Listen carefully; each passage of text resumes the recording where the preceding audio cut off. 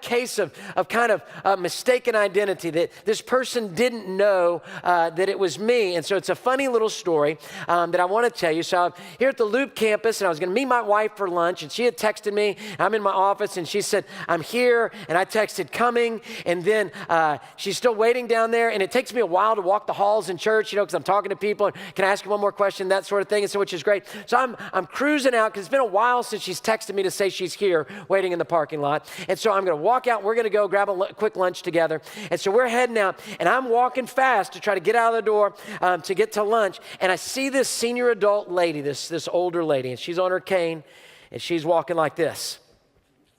And I see her, and you can think bad about me. It's okay. I'm not sinless. I'm trying to sin less, okay?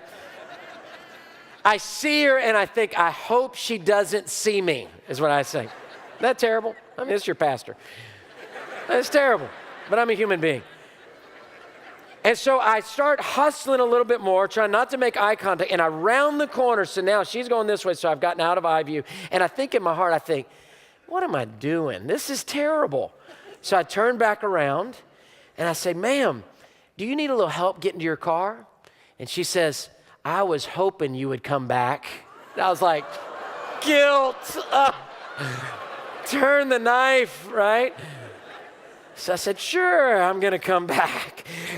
So I put my arm out like this. She puts her little arm through, and we start doing this to the parking lot.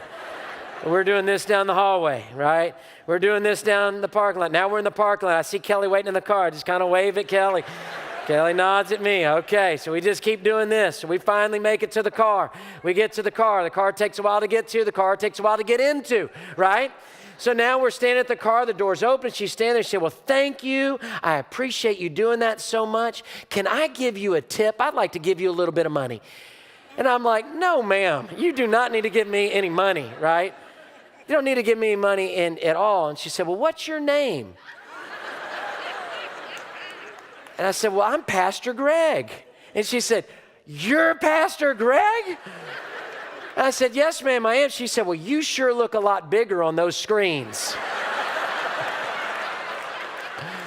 So campuses you can relate in particular. And I said, yeah, I tell our technology people to do that. That's actually what I tell them to do. Make me look bigger on these screens.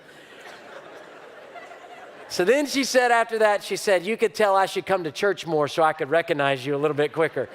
And I said, you don't worry about that a bit. And then this week in my office, I got this sweet thank you note from that lady of just saying, thank you for walking me to my car and all that sort of thing. Just a sweet little moment. And we prayed together there in the parking lot, and she got in the car, and we headed off to lunch, and it was a blessing. It's a blessing. Just a little bit of mistaken identity. Didn't quite know who I was, right? Which was fine. And you know what? We've got to know who we are in our hearts.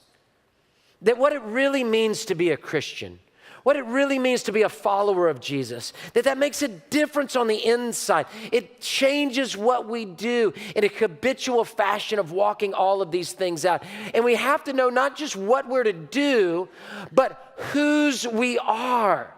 And this verse of Scripture gives a distinct difference in verse 19. It says, we know that we belong to God, and we're not in the sway, like a rag doll, of the evil one.